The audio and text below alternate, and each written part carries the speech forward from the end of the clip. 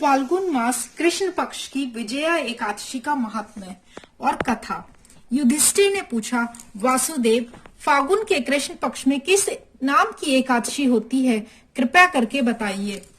भगवान श्री कृष्ण बोले, युधिष्ठिर, एक बार नारद जी ने कमल के आसन पर विराजमान होने वाले ब्रह्मा जी से प्रश्न किया, सूरश्रेष्ठ, फाल्गुन के कृष्ण पक्ष में जो विजया नाम की एकादशी होती है, कृपया उसके पुण्य का वर्णन कीजिए। ब्रह्मा जी ने कहा, नारद, सुनो, मैं एक उत्तम कथा सुनाता हूँ जो पापों का अपहरण करने वाली है। यह व्रत बहुत ही प्राचीन, पवित्र और पाप नाशक है। यह विजया नाम की एकादशी राजाओं को विजय प्रदान करती है, इसमें तनिक भी संदेह नहीं है। पूर्व काल की बात है, भगवान श्री रामचंद्र जी 14 वर्षों के लिए वन में गए और वहां पंचवटी में सीता तथा लक्ष्मण के साथ रहने लगे।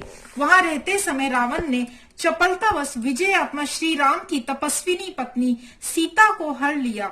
उस दुख से श्री राम व्याकुल हो उठे।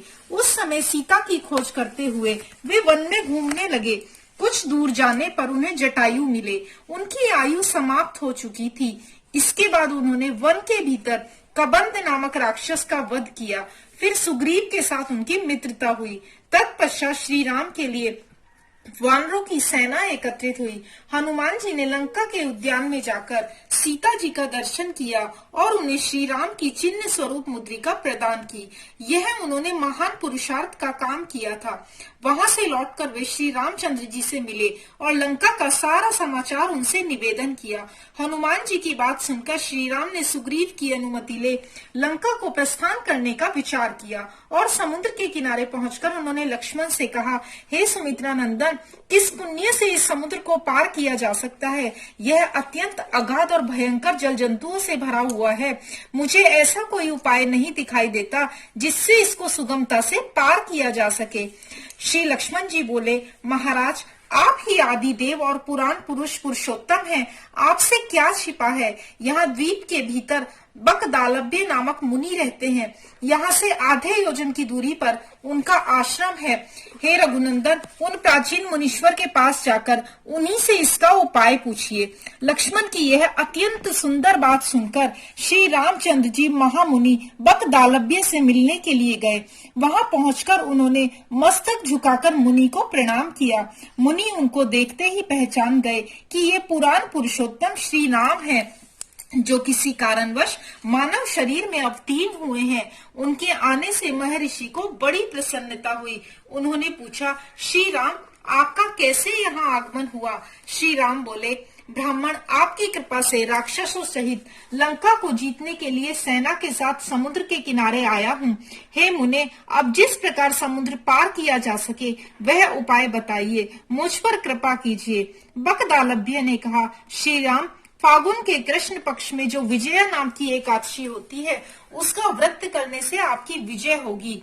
निश्चय ही आप अपनी वानर सेना के साथ समुद्र को पार कर लेंगे।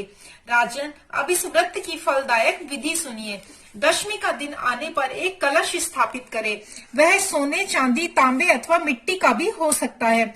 उस कलश को जल से भरकर उसमें पंच पल्लव डाल दें। उसके ऊपर भगवान नारायण के सुवर्ण में विग्रह की स्थापना करें। फिर एकादशी के दिन प्रातः काल स्नान करें। कलश को पुनः स्थिरता पूर्वक स्थापित करें। माला, चंदन, सुपारी तथा नारियल आदि के द्वारा विशेष रूप से उसका पूजन करें। कलश के ऊपर सप्त धान्य और जौ रखें। गंध, धूप, दीप और भांति भांति के नैवेद्य से पूजन करें। कलश के सामने बैठकर वह सारा दिन उत्तम कथा वार्ता आदि के द्वारा व्यतीत करे तथा रात में भी वहां जागरण करे। अखंड व्रत की सिद्धि के लिए घी का दीपक जलाएं। फिर द्वादशी के दिन सूर्योदय होने पर उस कलश को किसी जलाशय के समीप, नदी, झरने या पोखरे के तट पर ले जाकर स्थापित करें और उसकी विधिवत पूजा करके देव प्रतिमा सहित उस कलश को वेद वेत्ता ब्राह्मण के लिए दान कर दें। महाराज, कलश के साथ ही और भी बड़े बड़े दान देने चाहिए। हे श्री राम, आप अपने यूथपतियों के साथ इसी विधि से प्रयत्न पूर्वक विजया का व्रत कीजिए। इससे आपकी विजय होगी। ब्रह्मा जी कहते हैं, नारद, यह सुनकर श्री रामचंद्र जी ने मुनि के कथनानुसार उस समय विजया एकादशी का व्रत किया। उस व्रत के करने से श्री रामचंद्र जी विजयी हुए। उन्होंने संग्राम में रावण को मारा, लंका पर विजय पाई और सीता को प्राप्त किया। बेटा, जो मनुष्य इस विधि से व्रत करते हैं उन्हें इस लोक में विजय प्राप्त होती है और उनका परलोक भी अक्षय बना रहता है। भगवान श्री कृष्ण कहते हैं, युधिष्ठिर, इस कारण विजया का फल व्रत करना चाहिए। इस प्रसंग को पढ़ने और सुनने से वाजपेयी यज्ञ का फल मिलता है। ओम नमो भगवते वासुदेवाय। जय श्री राम। हरि ओम नमो नारायण।